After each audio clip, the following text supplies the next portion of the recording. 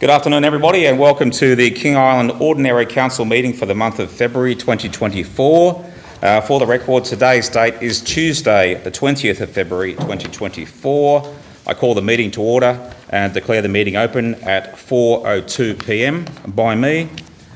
Usual housekeeping to start with. If everyone can just please ensure their mobile phones are on silent or turned off so we're not interrupted as we progress the meeting. Just a reminder, mobile phone on silent. Cool, thank you. Okay, item one, as always, is qualified advice. Pursuant to Section 65 of the Local Government Act of Tasmania 1993, qualified advice has been received to fully prepare our agenda for this afternoon. Item two, attendance and apologies. Councillor attendance, I welcome all councillors and staff in attendance this afternoon. There are no councillor apologies. For councillors' leave of absence, there are two pending leave of absences to be covered in our closed council session. So taking those into consideration, just confirming our quorum numbers, we are 7 councillors of 9 for this ordinary meeting. We have a quorum and we are good to continue and transact council business. Staff attendance, welcome King Island Council staff here as required. There's no communications check we need to do this afternoon, is there? There's no one zooming in. That's good. Firstly, I'd like to welcome Acting General Manager Robert Ball back to serving with us here on King Island Council, having taken over from Brian Barrett, who departed last month after our meeting in January. So, Robert, welcome to the team. Great to have the benefit of your vast experience with us, working with us. So, welcome on board, and thank you for coming down and serving with us again. Thank you, Mr. Mayor. Right, also my pleasure to welcome Shivani Prasad. Shivani Prasad is our new customer experience trainee that started with us only on Monday. So welcome Shivani to the council team. She grew up here, went off King Island for a while and now is back. And she is, as of this week, our newest employee. So welcome to the team.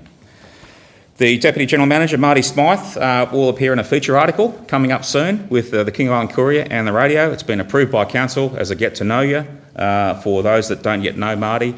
And to introduce his role and his background and expertise, and especially what he'll focus on in particular as Deputy General Manager. So I think that's excellent, and happy for you to keep me off the front pages anytime if you like, Marty. Staff apologies. Colin is an apology. Colin Ford. Do we have any other apologies from staff tonight, Leah? Just remind me, any others? Just Colin? Robin. Okay, Robin. She's on leave. On leave. Okay, so Colin Ford, Robin Barwick. Not with us tonight.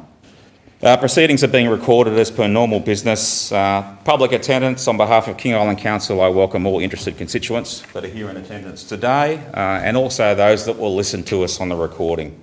It's time for the opening statement. Will everyone please stand? Councillors, to begin this meeting, I ask you to stand in silence to pray or reflect on our responsibilities to the people of King Island.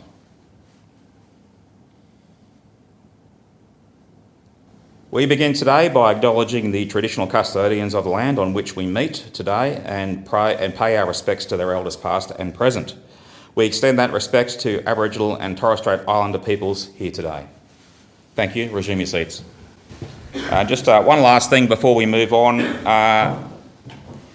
This afternoon's meeting is being recorded and will be edited for podcast, so there may be some background photos taken as we go through the meeting, just to give the podcast some photos as a backdrop, and just so you know that's happening. Item 3 is presentations. There are nil. Item 4 is public question time. As always, if a constituent in our gallery wishes to ask a question without notice, I will allow a maximum of 15 minutes of question time. Does anyone in our gallery like to ask a question? The Chair recognises Kim George, and on behalf of the Council, Kim, I'd like to firstly congratulate you on another successful FOCI event. Well done. A brilliant big event, safely conducted, probably your biggest ever. So from the Council, congratulations on that, and go ahead, sir. Thank you very much. So yes, the first thing, I've got 2 points. The first one is about FOCI. So first of all, thank you very much to Council for the support we had. We had some financial support and lots of in-kind support. At all levels, so with the operations team, with management and with the operational staff. It was done in great humour, timely, perfect, couldn't have asked for better. So well done to all the staff at the council and all participants. So thank you very much for that. You will receive, I've sent via Leah an attachment, so you will receive a report that I've produced on the festival, so go into more detail, but I just thought I'd just give a few little points now, just how we went. So the attendance was almost the same as last year, just down 5%. So we had 1,052 entries on the Friday and Saturday in total. We had 717 unique individuals that came along as well. Of those, 200 were visitors to the island, some of them ex-islanders returned. So we had, that was, let's say, on par with last year. We had, of course, lots more costs than previous years. So all the costs have gone up, from alcohol, merchandise, flights, accommodation. So all our costs went up. So we did run in the negative. We did expect that to happen at the planning. We did also invest 12,000 in new assets. So each year we have quite a number of assets, and we renew those, trying to stay ahead of the game. So those assets have a lifetime between 5 and 8 years. So we won't need to replace those. Of course, we have others coming online that we'll need to replace in the coming years. I think the reports have been very positive. Thank you, Mr. Mayor. We received a very nice complimentary and thanks email, so thank you very much for that. I've included that in the deck.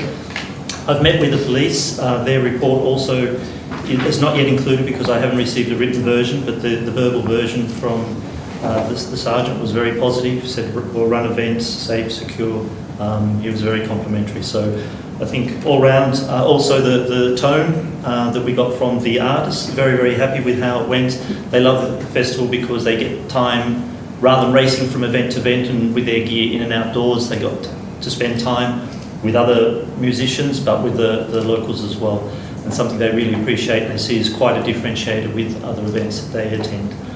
And then finally for the attendees, and actually vendors, I think the vendors were all happy with how things went, and the attendees, the mood was really good. We were really, really pleased with the atmosphere that it was run down there, and the way people conducted themselves, and the police were also complimentary on that as well. So yeah, it was a successful event. We're going to take a couple of weeks off to recharge our batteries and then start planning for 2025, and hope that we can rely on council support for 2025. So thank you very much. Can I go to the second point? Yes, please. Okay, so the second point is a question. I'll phrase it simply, but then give a little context. So the question is, will council ensure that the rural PPZ is updated to reflect the strategies and policies described in the Land Use Plan Act study of 2018? So council, with the community, have done a lot of work on developing strategies and policies, which are things from population growth to coastal access, transport, shipping. There's a whole heap. I won't go into detail here, but there's a whole heap of those. And when I look through that, I see the opportunity for 14 of the policies and 6 of the strategies to be addressed or helped with a change in or an update of the PPZ. So at the moment, the rural PPZ, the 4 PPZs, I'm talking about the rural PPZ, particular purpose zone. So in that zoning, that particular purpose zone at the moment, it gives it's a good concept and a good way for the island to encapsulate the things that are particular to King Island, but at the moment the content of it doesn't help on any of those policies or strategies. And my question to council is, if you have the opportunity, as there's been submissions sent, if council have not already given one, if they can give one, or at least support the adoption, the modifications of the PPZ to further facilitate that. And as an example, it can be something as simple as land with curry calcareous sand, so basically the sand dune area within a certain distance of the coast, say 1 kilometre.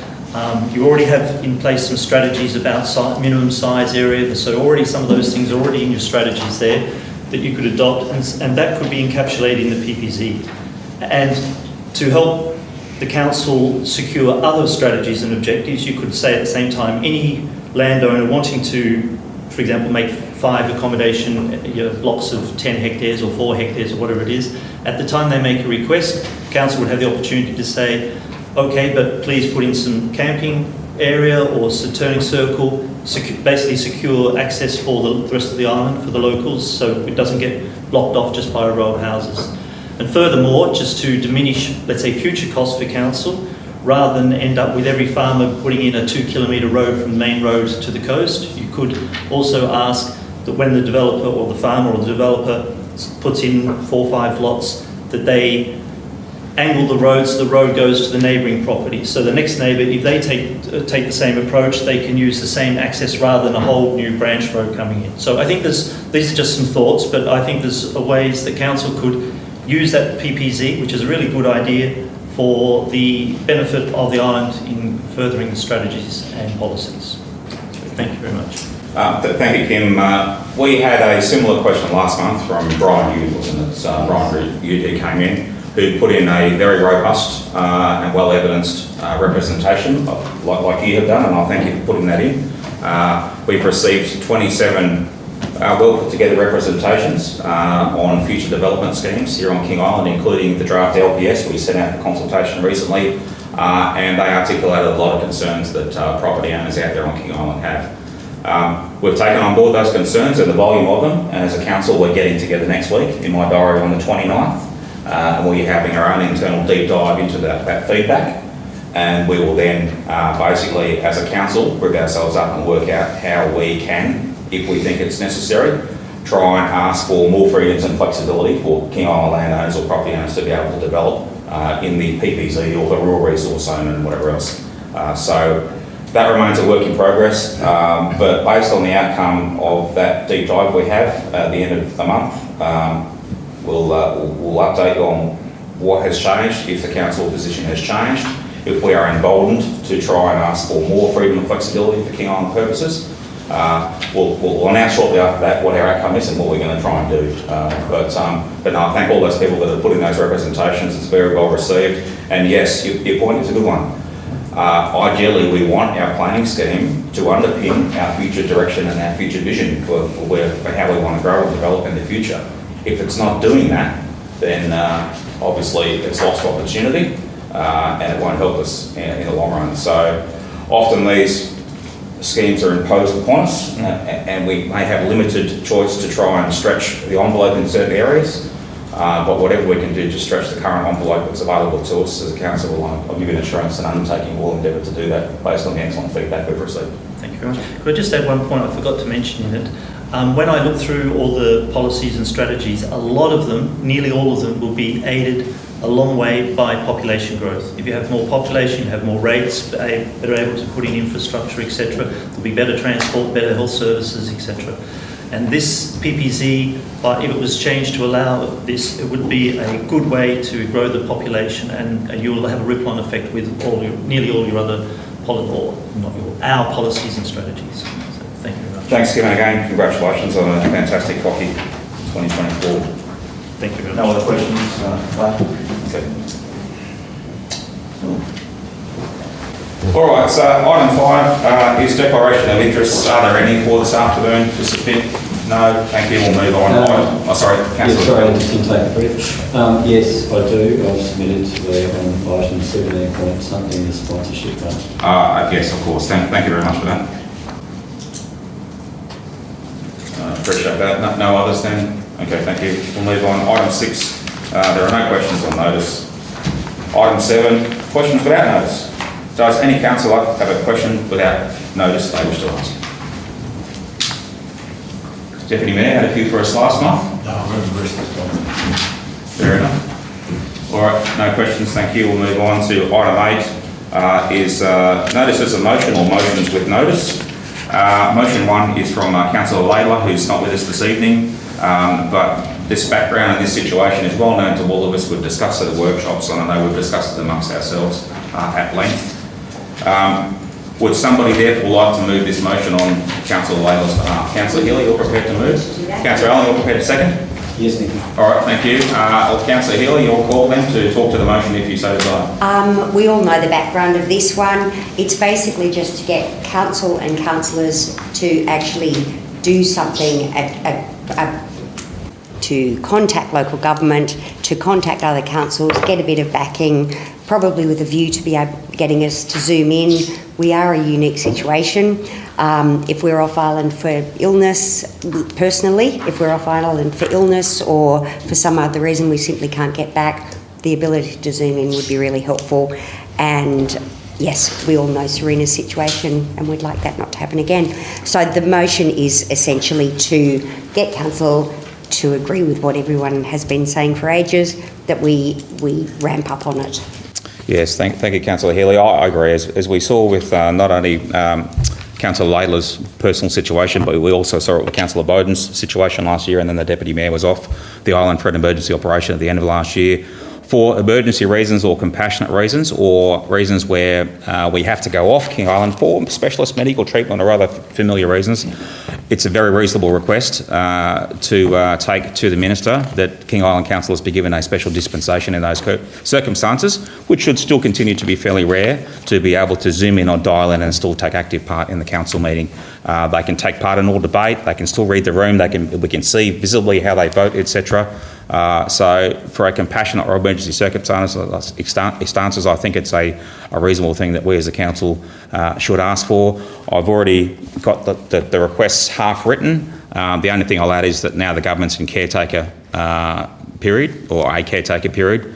The timed approach, we'll just have to assess that in the weeks ahead. But otherwise, I've got half the letters written already, and I'm pretty much ready to go, assuming that we pass this motion, carry this motion this evening.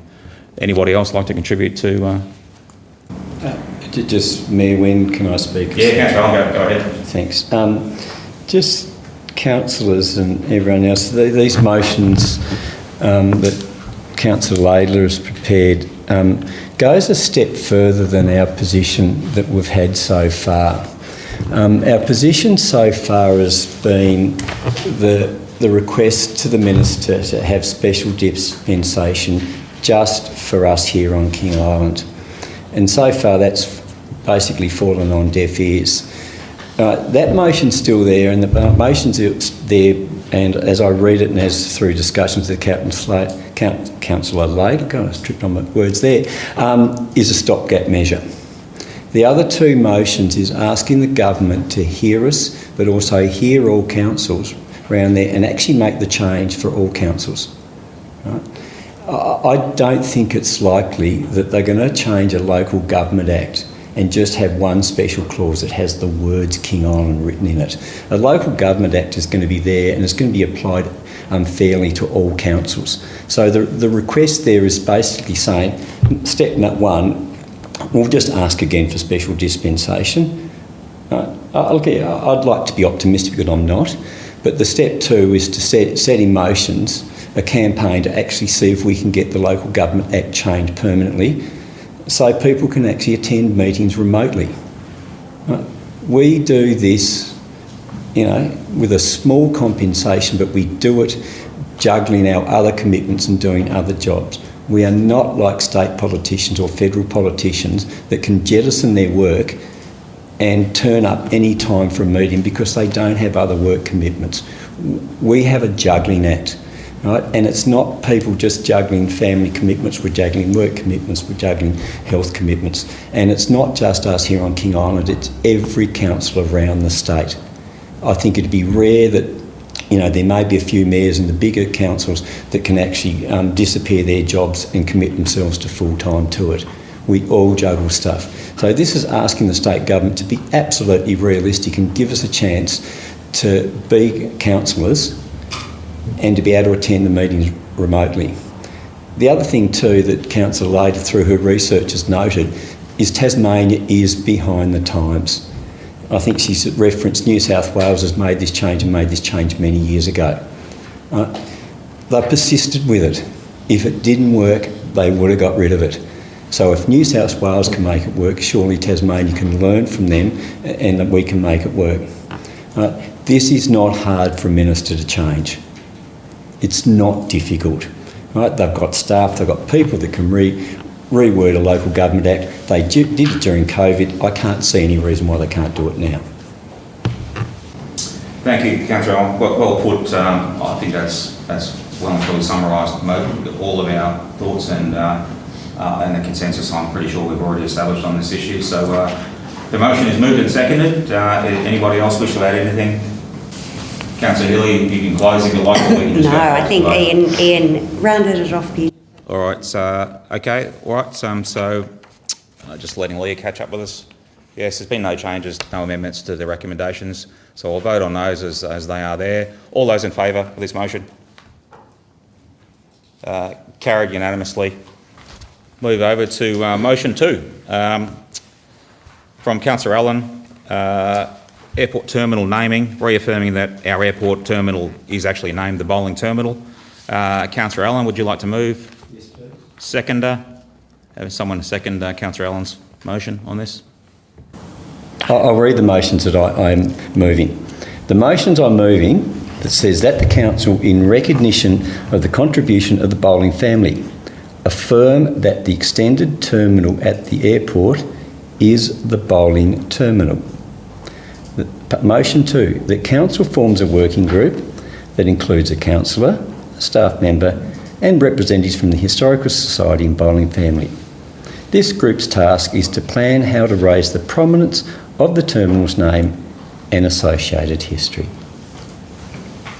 All right, so that's a significant amendment, and you've taken on board our feedback, which is acknowledged. A significant amendment from the previous motion on notice. With that, do I have a seconder to continue? Yes, Councillor in order to make it continue. Yeah. Yes, I think that's an excellent compromise. I think the bowling terminal is a really good recognition of a really classic family of King Island. I am wondering about the second part, whether we actually need a working group or whether we Well, the motion's on the table, so but just point of order. Yeah. If we have Councillor. a second, if Councillor Henry second both Yeah, so motions, we're then debating. by order of the Yeah, debate, that's the right. debate starts and Yeah, I so speak next. Is that so true? it's been moved and seconded, yes, Yes. indeed. So we are voting on things as they are written there. So Councillor Allen, you have the call to talk to the motion. Yeah, thanks, Mayor. You probably note this has actually been written up in 2 copies of the King Island Courier. And so I just want to spend a little bit of time and to correct the record. And I have rung the King Island representative, the King Island Courier, and passed on the corrections. So I'll talk to the issue, which was February the 8th, 2024. Right. It starts and says, paragraph 4, it says, the matter was workshopped by councillors and it was decided that the rename of the airport would not be the way forward. When I rang the editor of the Courier, I made it very clear that, to the best of my understanding, the practice of this council is not to make decisions at workshops. The decisions are made at meetings, and I said clearly, we haven't even discussed this at meetings, so that cannot be the case. This has not been decided. It's been discussed at a workshop. People have voiced their opinions and ideas, but it hasn't been decided. So I've passed that one on there. Yep. Second one says the January council meeting, this is paragraph 5, Councillor Allen reintroduced the motion to rename the airport. You'll recognise, and especially if you pick up the voice recording, that didn't happen because it was headed off by the past. Those amended motions that I was intending to put at that meeting, for whatever reason, were not accepted as per the meeting protocol. So that is not the case. So if you've been reading that article, that is far from the case. There's a quote here, King Island has a lot on its plate at the moment. This is not a priority, so I do not support that. That's from Mayor Marcus Blackie. My comment said to that is that we don't make decisions until we've heard all the debate. So, Mayor, on that comment, if it's been misquoted to you, I wholeheartedly apologise to you, but my position on that one is that we listen to all debate before we decide whether we support something or that. Next paragraph, no one's asked me as Mayor for this, and the bowling family, who I greatly respect and admire, are more surprised than anyone. I differ on that, if that's the quote to you. I've spoken to members of the bowling family. I'm sure you'd understand if I'm going to do something like this, then I'll pick up the phone very early in the procedure and they are fully aware that I was going to make this motion. And the last one is there is a heck of a lot of other signage needed around the island that have a higher priority. Just my comment on priorities is that we are always juggling priorities. Roads will be always up the top of the list because it's there. But we also have to squeeze in on our busy schedules these things that are probably more symbolic of nature, because it's another function of council. And I put it because if we always looked at priorities, we'd never do this stuff. There's always something that move up the list. We would never have time, as I look at that, the past Australia Day recipients. That, that's not core council business, but it's symbolic and it's encapsulating our history. So it is a role of council, and we've got to keep these things on the list. We can't keep dropping them off the list because we'll never do this stuff. We'll never have our gallery of mayors at the back. It's symbolic of nature, but it's something important that we actually do these things. With the motions, when I put the idea of a working group, I understand people might shudder at that idea because they think there's a lot of work involved with this. This could well just be a couple very quick meetings to brainstorm a few ideas and suggestions of how this can go ahead. And the idea of having this small group is so people can be consulted and so people can be contribute and can contribute to the decision making of council. So it's a way of allowing communities to be involved in council, so it's not simply staff and it's not simply councillors just deciding these things. So that's just in a little bit of a nutshell of what I say correcting the record too.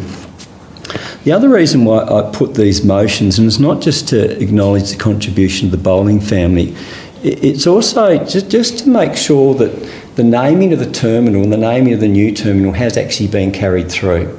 From the photos you'll notice, I think your Mayor Vernon Philby unveiled that plaque, and then Mayor David Brewster, the acknowledgement of the bowling terminal, and then I think it was Mayor Duncan McPhee is the one inside the building. So it's not necessarily all flow through and logical, and when that new terminal was opened, I don't know if there's an assumption that will be called the bowling terminal or not.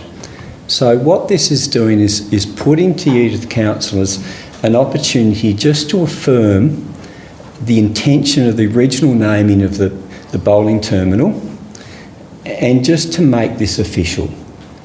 All right, so this is the bowling terminal, and then we'll put it to that working group in a way of how this can be recognised. The working group doesn't make final decisions.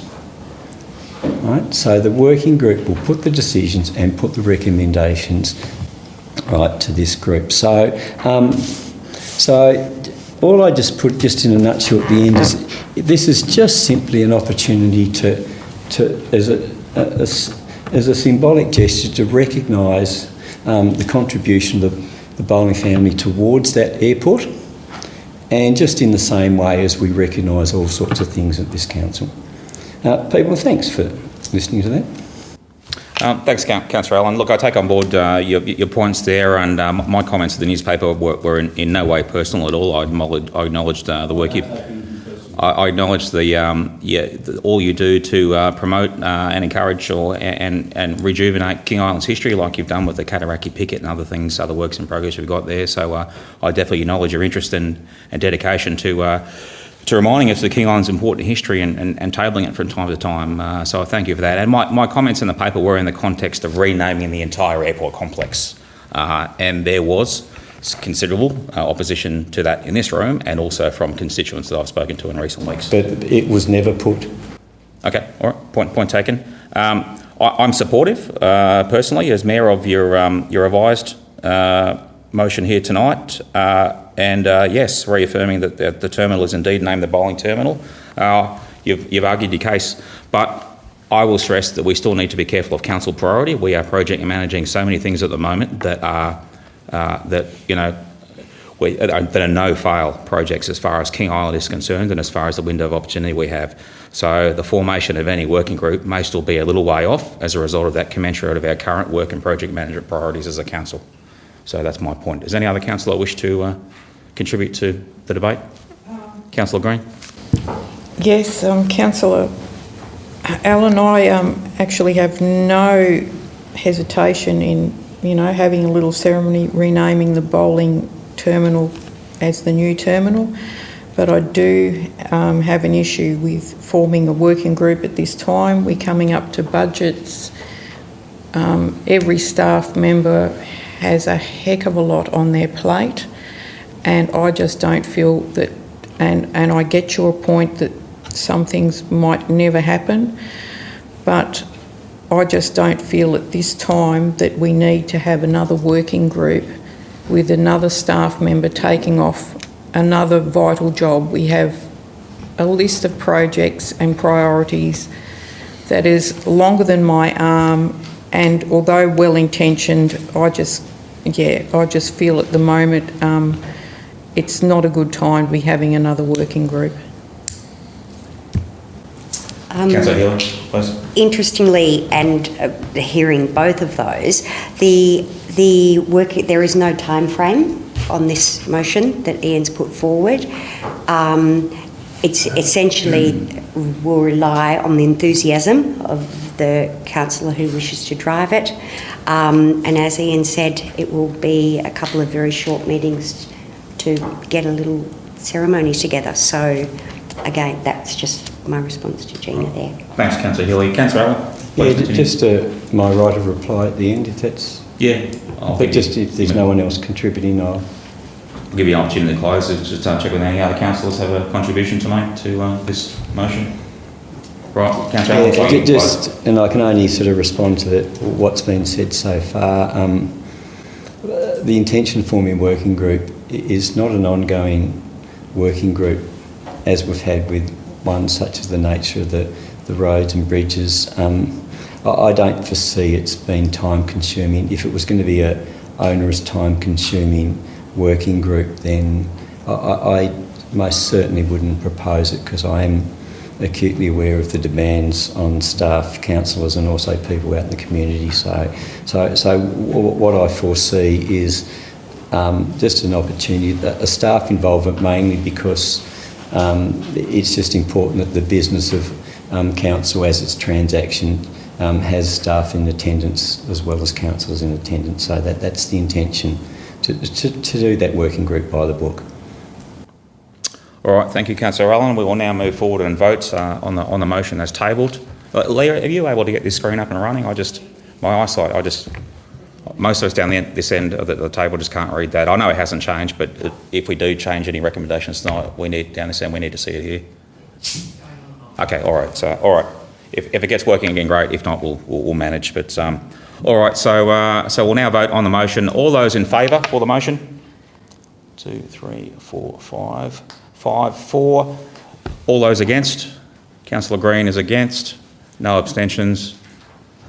So the motion is carried. Lee, you've got the numbers there? All 4 votes, with the exception of Councillor Green, who voted no. All right, so that is carried. We'll move on over the page to item 10. 10.1 is the water supply lease agreement for Muddy Lagoon. This was recently discussed in our workshop last week, if I recall correctly. Excuse me, Mr Mayor, can you go back to item 9? Sorry. Oh, sorry, I missed. Yeah, I missed. Sorry about that. I was over the page. All right, we'll get back to item 9, confirmation of the previous minutes, unconfirmed minutes from our ordinary meeting of last month, 23rd of January.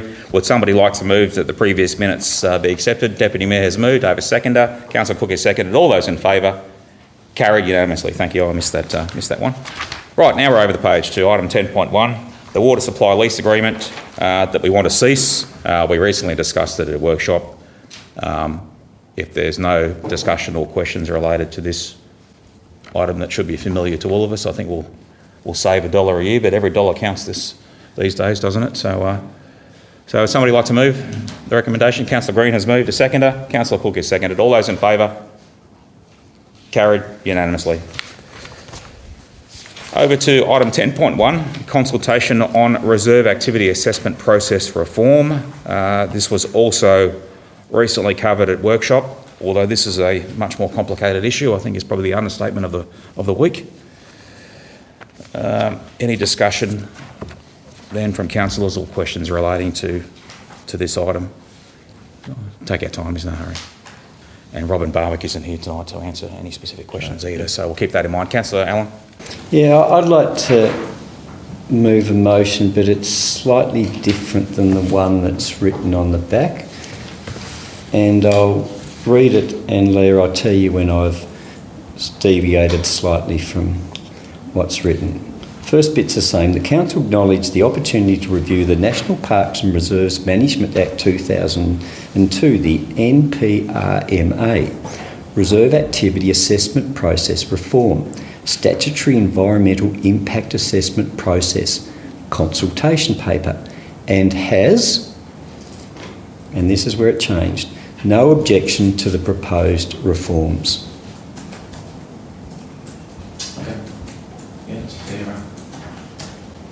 We'll just get that up on...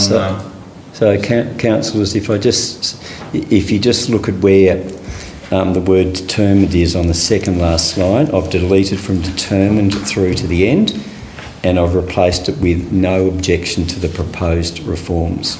Yeah, I'm happy to accept that. I think that removes any ambiguity there at the end. It's up there as amended. Do I have a seconder for that amendment?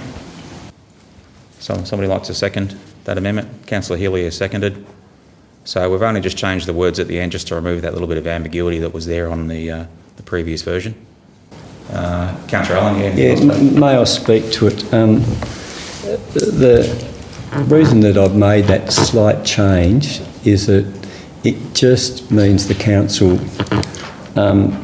instead of saying no comment, the council now has a position.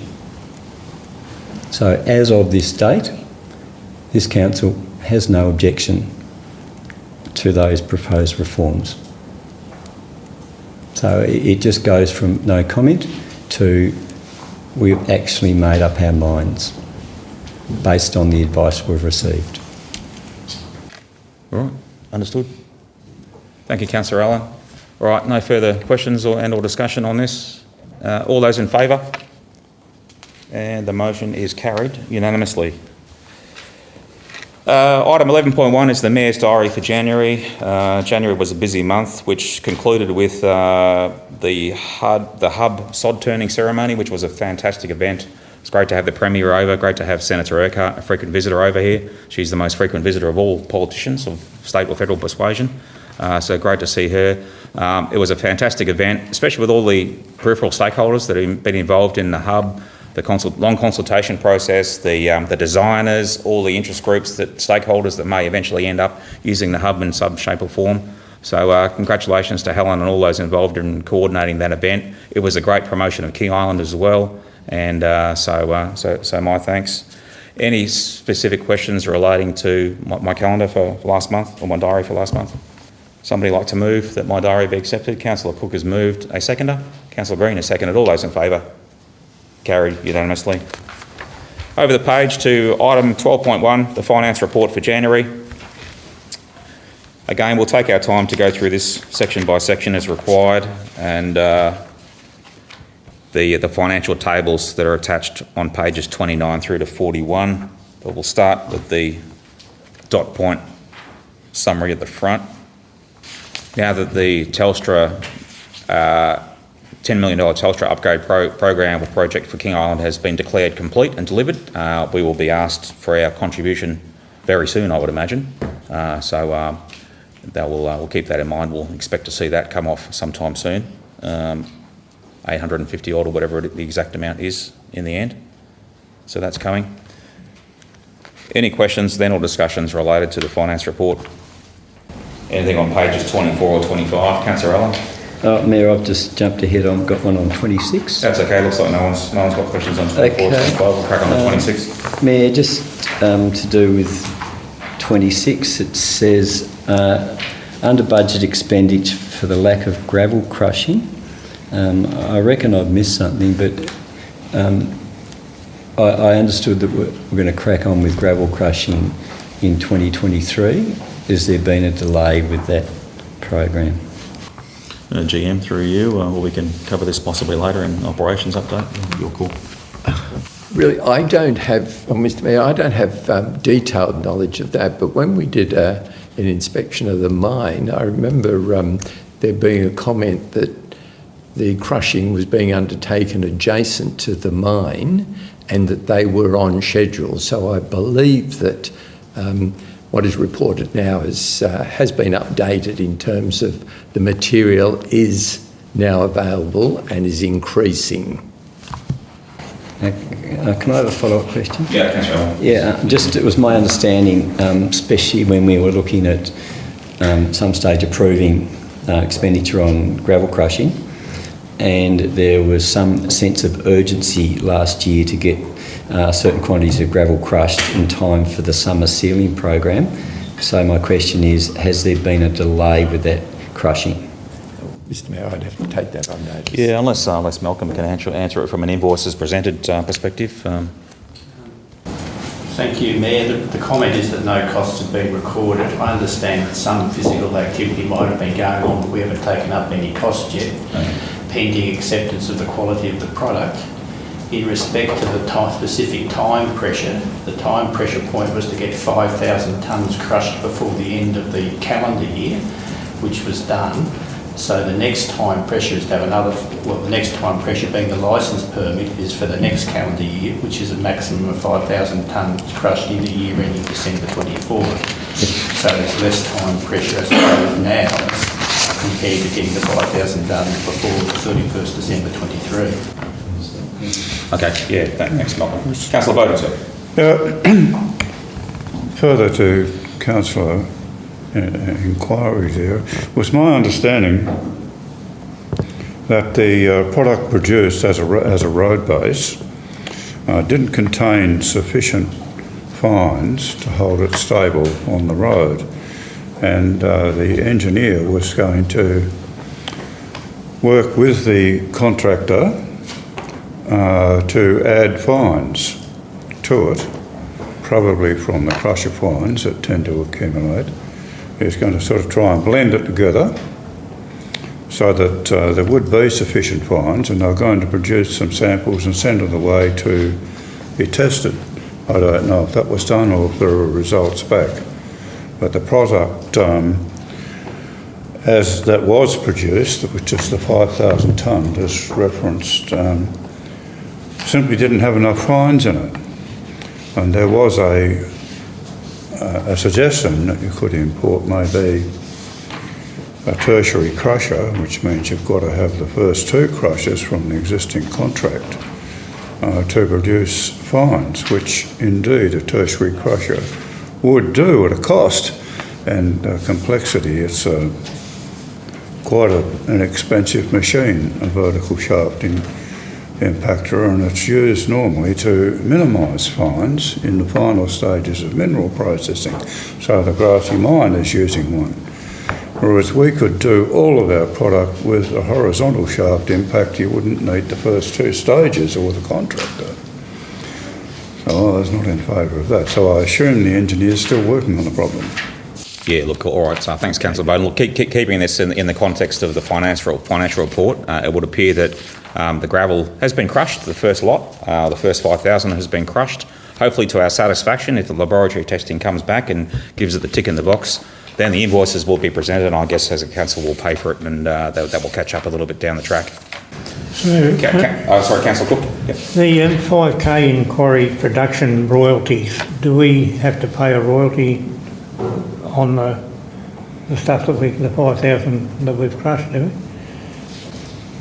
Whereabouts? Other expenses right at the bottom of the page, 26. 26? Yeah. The last bit.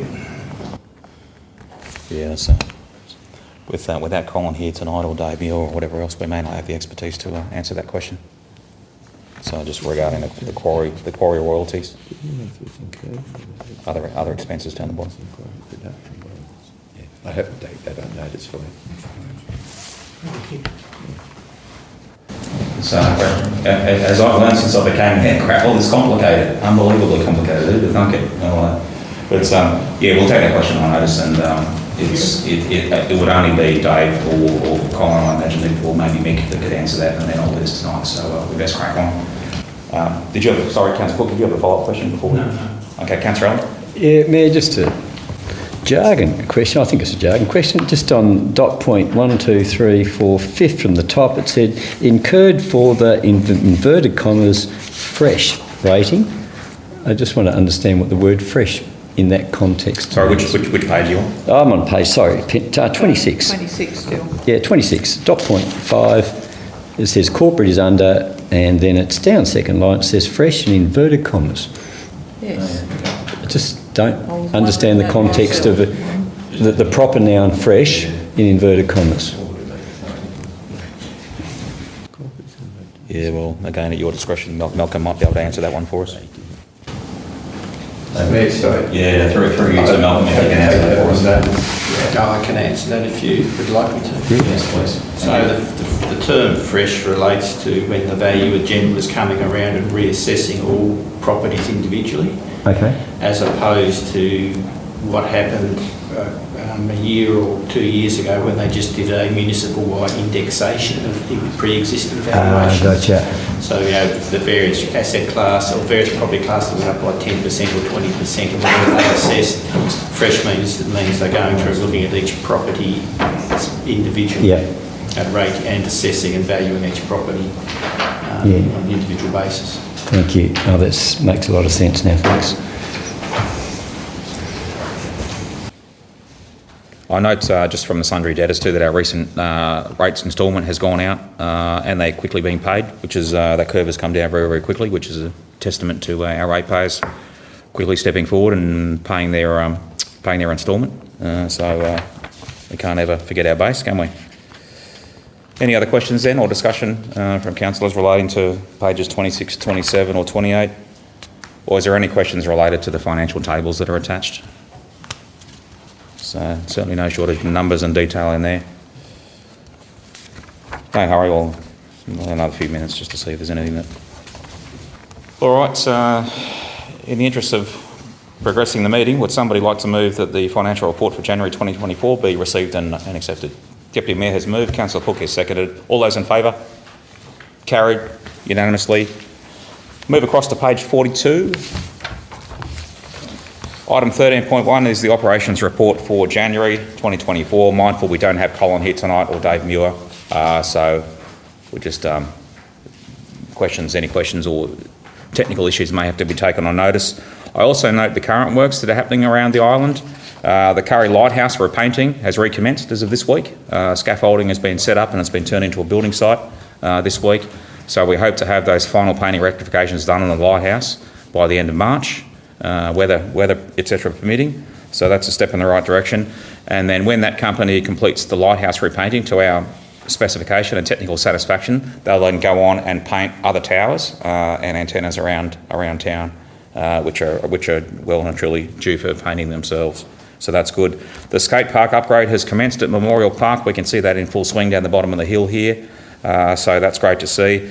And all of us would have noticed road line marking and intersection repainting happening around town at the moment, right at the front of the council here today. So that's happening across the island. And we've received some good, robust feedback from a few constituents as well about line marking, which we've passed on. So I thank those for the feedback. Concerned about very thin sections of roads like Munrose Road that shouldn't have line marking on them because people might then presuppose that a truck and a car can fit side by side when they can't. So that's a good safety feedback we've received using Munrose Road as an example. And also the loan of Anthony Smith, as I understand it, one of the works managers we've borrowed from Waratah Wynyard. As I understand it, he continues to serve with us on attachment. We're very grateful for Waratah Wynyard to provide his skills and expertise with us, and hopefully his time with us will test his initiative, and he'll have a few things and a bit of professional development to take back to Waratah Wynyard as a win-win arrangement. Any questions then, Councillor Bowden? Not so much a question, but a request. The last item there on page 47, there's reference to an email from Gary Barker and then some comments above that. I'd just like letters of appreciation for their pro bono efforts with the cenotaph, which is of concern to a large number of people on the island.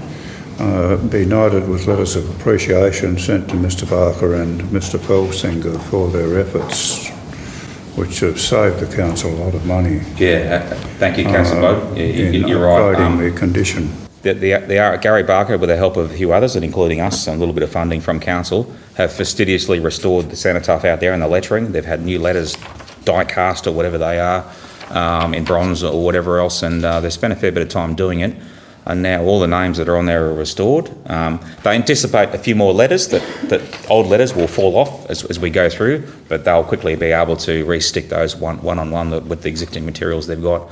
So well done to the RSL Club, Ian Felsinger and others in the council who have restored that cenotaph. It's very important given our history. Thank you, Councillor Bowden. Councillor Cook. Just a comment in his letter. It's interesting to note the original quote was upward of $100,000 and they managed to do it for $2,000. So if we could have a lot of people on working for us and getting those sort of savings, it would be great. Well, it sounds like so we need Mr Barker to come operate in a few other areas. Like once upon a time back in the 1980s, the Curry breakwater was quoted and then delivered by the council at significantly less than the quoted cost. Yes, indeed. Put into the motion. Yeah. Okay. Because it then gets recorded. All right. Can I just raise another point, please, yes, Mr Mayor? It's in relation to a couple of issues I raised at the meeting we held in Grassy in regard to public safety and the nuisance caused by drainage on the opposite side of the road to the club as it runs downhill. There is obvious a need to get some engineering input to correct sizing of the receiving pit and the discharge piping and so forth. It's probably a major job without second guessing an engineer's report. So I accept that may well have to be put off and budgeted for, but it shouldn't be ignored because significant damage is being caused by the stormwater overflowing onto private property. And the second point is there is an open pit that children could fall into, and it does need a cover. And I understand that the council workforce is a busy time of the year. A simple phone call to Vince Holthouse to get his brother to make another cover up, because he's already made a cover up in aluminium footplate for one of the missing covers in the town, to repeat the process with that one, and we'll pay the accounts. It shouldn't be very much money, but that's an unacceptable public risk. And he recently received, that is Mr Vince Holthouse, recently received a letter from the council saying that the projects have been put off permanently, or that's his understanding of his correspondence.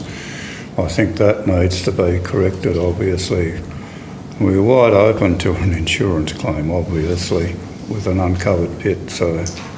All right, yeah, look, thanks, Councillor Bowden. Yeah, look, your point is a good one. We know we have lots of work to do in Grassy. I've actually been monitoring service requests in Grassy, and a lot of them have been satisfied recently, in particular drain and curb refurbishments and drain, particularly on Banksia Street and a couple of streets that all the drains were broken. So a lot... Well, most of those, I hope, by now have been fixed based on what I've physically seen myself when we were there last week for our Grassy committee meeting, and also just monitoring the service request. But yes, we've no doubt got more to do, and we'll continue to do that based on priority, especially if safety is concerned.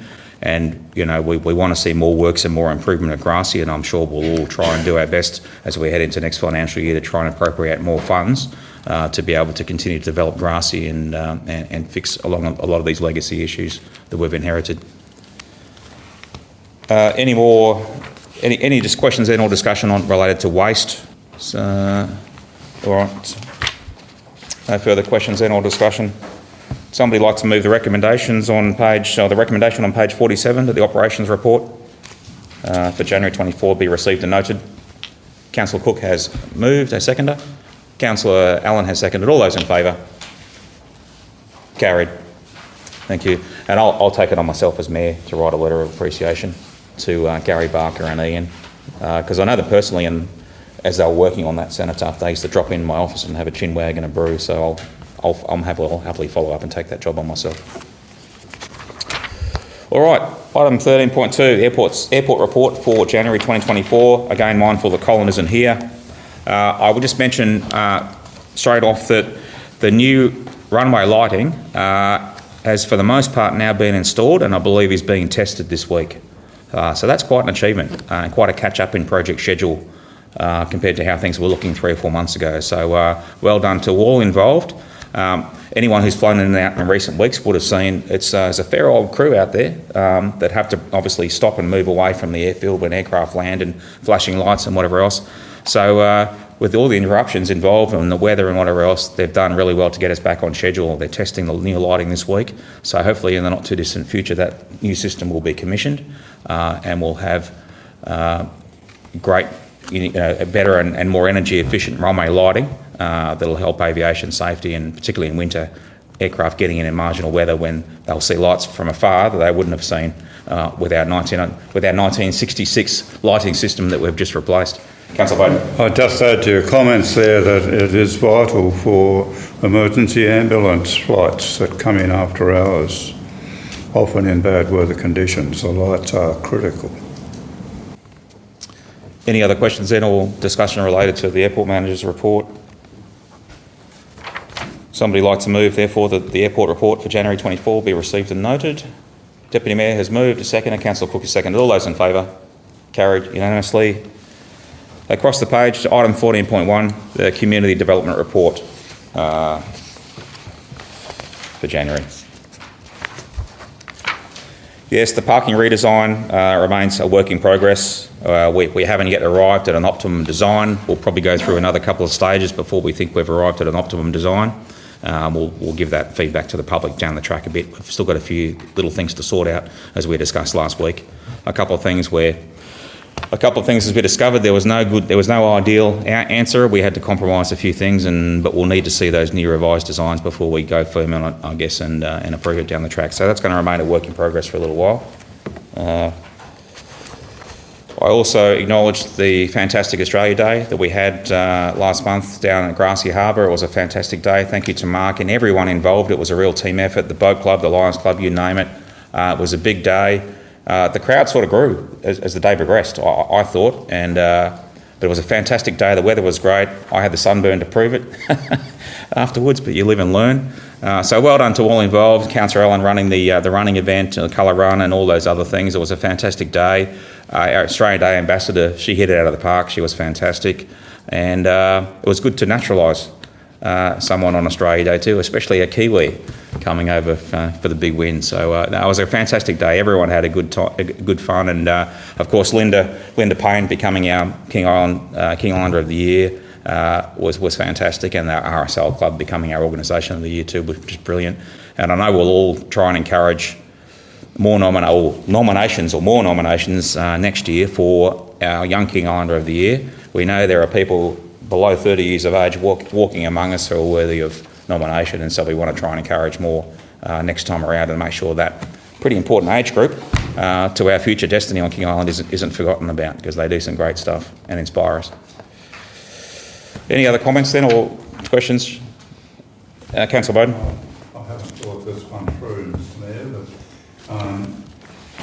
but I would personally anyway like to see a small letter of appreciation again going to the young lad who did the MC work and made an outstanding contribution to the day. Everyone was most impressed. Yeah, remind me. Was the MC? Yeah, he did a good job. Didn't hear you, sorry. Heath Blake is the name of the young man who did the MC. So I don't know if anyone's prepared to second that a letter be sent to him. Again, I'm happy to follow up on that, just provided that you, Mark, you may have a direct point of contact for Heath. He may have a school email or something like that. Even if I just send him a direct email to his school email address, he might like that rather than an old-fashioned letter. That might work as well. I think you still like a letter. Yeah, I'd go paper. Okay, all right. Yes. Message on social media. All right.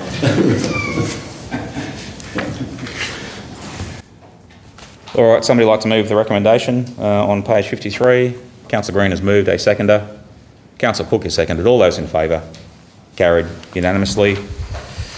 Part 2 for Mark is the Cultural Development Report, Community Development, Part 2 of his report for the month, focusing more on this section on art and associated things.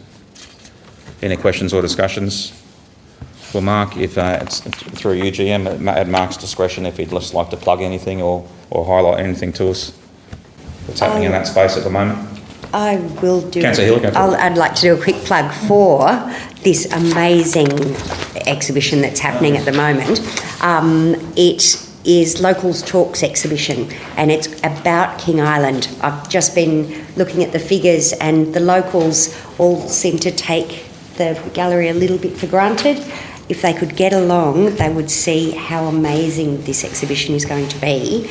And there's the opening on Thursday night. Yeah, and again, we're new exhibitions are rolling through at a pretty good rate. Keep the gallery. We're going to get used to calling it the gallery. Keep the gallery fresh, make it interesting for locals and visitors alike. And numbers going through are very, very good, and hopefully that'll continue up until winter. All right, no other discussion then or questions. Would somebody like to move that the Cultural Development Report for January be received and noted? Councillor Healy has moved. A seconder. Deputy Mayor has seconded. All those in favour? Carried unanimously. Over the page, item 15.1, Growth and Strategy Report for January. We do have Helen with us, but given we've covered a lot of this in recent workshops, we may not need to interrogate her too much tonight. Any discussion or questions related to this report? All right. Somebody like to move that the Growth and Strategy Report for January be received and noted? Mover, Councillor Cook, thank you. Deputy Mayor seconded. All those in favour? Carried unanimously. On over the page, item 16.1, the King Island Hub update. Plenty happening in this space. Exciting times with the sod turning, as we mentioned earlier. Again, GM through you at Helen's discretion if she'd like to, discuss anything specifically here or plug anything specifically. Otherwise, we've got a meeting on Friday, don't we, to discuss more technical. Yep, we have a councillor working group meeting on Friday. I'm also meeting with the Historical Society on Saturday morning to talk a bit more about how all of this will impact them. And I've had further conversations with the chair of the West Northwest Working Jobs Hub board to figure out how we can formalise their presence in the building as well. So a lot happening. All right, so yeah, because we've covered all this material extensively in recent workshops, do I have a mover then to accept the report? Councillor Allen has moved. A seconder. Councillor Green has seconded. All those in favour? Carried unanimously. On over the page to item 16.2, Curry Court improvements. Yes, now this is something that Councillor Allen, I know you'll have questions on, and the rest of us will, because this hopefully will be a great development, making the most of that grant that's still available to us, or whatever funding is still available to us to refurbish those courts is definitely topical at the moment. So, Councillor Allen, please. Yeah, strangely, I don't have any questions, so I'm happy to move the motion. Excellent. We're progressing. We're heading in the right direction, and whatever resources we can get within the existing grant scope and available funding will be poured into refurbishing those courts. And thanks for the update. So you've moved it, Councillor Allen. Great. Seconder? Deputy Mayor seconded. All those in favour? Carried unanimously. Across to item 16.3, the Recycling Modernisation Fund update. Again, the Mexican standoff continues in this area, where we are going to have revive our waste working groups sometime soon under the Deputy GM. He's going to re-establish those and get those back up and running again, and we'll try and work out where we're at with this and what, if anything, we can do to progress it. Any further questions then or discussions related to this? I'll move the motion. Thank you. Councillor Cook has moved. A seconder. Councillor Green has seconded. All those in favour? Carried unanimously. Oh, rightio. Item 17.1, the General Manager report. Oh, you can give me a break from talking for a little while, GM. I need it. At your discretion, if you'd like to initially plug anything or mention anything specific, your call, and then we can go for discussion and questions. Yeah, I think it's straightforward. Thank you. Roger. Councillor Allen. I'm happy to move that the recommendation. Thank you. On page 69, a seconder. Have a seconder to move the, Councillor Green has seconded. The General Manager's report for January be received and noted. All those in favour to receive the report? Carried unanimously. Thank you. Over the page, 17.2, Council workshops. Again, we're off to a busy start for the year. 2 recent workshops held this month so far. We may squeeze another one in next week, possibly. Plenty of things to keep on top of. And again, it's good that we are sweating the small stuff as councillors, and we're getting across the detail where we can by attending these workshops. GM, anything to add relating to those workshops? No, thank you, Mr Mayor. Somebody like to move? Thank you, Deputy Mayor. Seconder? Councillor Cook has seconded. All those in favour? Carried unanimously. Right, item 17.3, information report. All right, we can go through this section by section as we always do. It's good to see Yambakuma House on there, visitor accommodation, change of use. That's up and running as I think it might even be an Airbnb or something now. But great to see that classic homestead restored and available as very good and historic tourist accommodation. So that's definitely a win for the island. Any discussion or questions at the discretion of councillors whenever they're ready?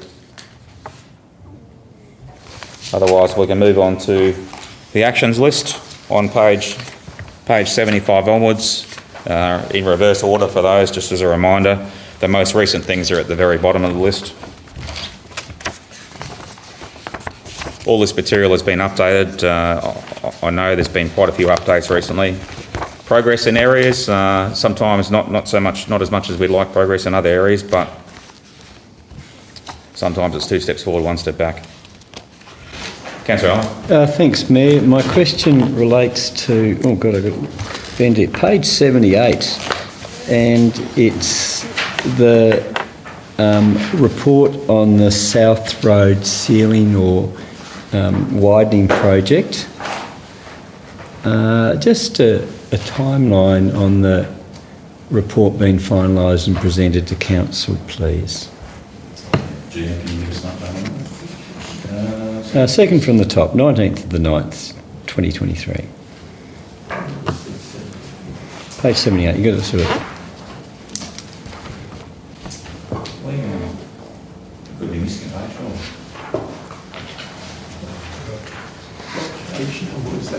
page, it's page 78.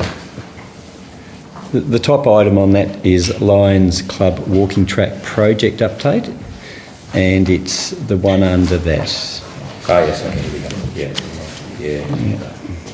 So we do need an update on that, and we are overdue as a council for an update on that. Just the timeline when the report may be finalised.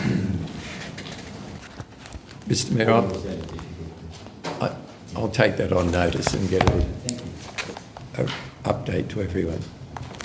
Yeah, I've recently been asked on media for an update on South Road as well, so I'd like to, when the timing is right, for us as a council to go and update constituents about where South Road is at and be as transparent as we can be, and just update them as to where we're at and any other issues we've encountered and when the line marking, maybe the line marking will be done soon while this line marking team's over here as well. I'd like to update our constituents when that information is available. Thank you, Gian. Right. Any further questions then relating to our actions list or discussion, points of discussion? Service requests, 15th of January. Our average seems to be about 20 per month. So perhaps a quiet January. Councillor Cook. Yeah, this request here, I find it very hard to track things. I had someone come to me and complain about a drainage without cover in the main street of Curry, which was reported. I went and had a look at that cover this morning, and there's still nothing there. But I don't know whether there's been a reply to say that we can't fix it or we have looked at it or something, but the original complaint was that there's a gap there big enough for a small kid to be washed in heavy rain, and if someone was to lose their life because we haven't put a cover over there, it would be very bad, reflect very badly on the council. So Yeah, I think I speak on behalf of you and all councillors when I say we still haven't quite got this format right. Whilst we want to exclude personal information for people that have put service requests in or other considerations, we want to be able to clearly see the priority order, what's currently in work, what currently is the ongoing service requests as they currently stand, a brief title and location as to what they're about, how the priority's been afforded, and maybe safety priorities should be in red. I don't know, but this format continues to need to be tweaked and improved until we get to where we want to go. Mr Mayor, if Councillor Cook can just let me know what street that was in. It's right in front of Legs. You might as well say Huckley Street, I think is the official street there. Thank you. Yeah, because the important thing for us as councillors is when the constituent phones us about a specific service request, and we've got the service request number. Or sometimes we'll get the service request number, other times we won't. We've got to go around the buoy a few times to try and find out where it's at, what priority's been afforded, or if it's been completed. So we're still not quite there yet with a scanning the dial system that we can quickly ascertain where something's at. The previous reporting system seemed to work quite well, so I'm of the opinion that if it wasn't broken, why did we fix it? I think it was, we listed, we put up the information of the person who had submitted the service request as if they owned it, rather than us and the priority we've assigned it, etc. So that was the main reason for changing that format in the first place, but we're still not at a format we're happy with yet, obviously. Yeah, okay, all right. Any further questions then relating to that report? If we're satisfied, would somebody like to move that the information report for January be received and noted? Councillor Green has moved. Councillor Cook has seconded. All those in favour? Carried unanimously. Over the page to item 17.4, sponsorship request. Oh yes, thank you, Councillor Allen. Hopefully this shouldn't take long.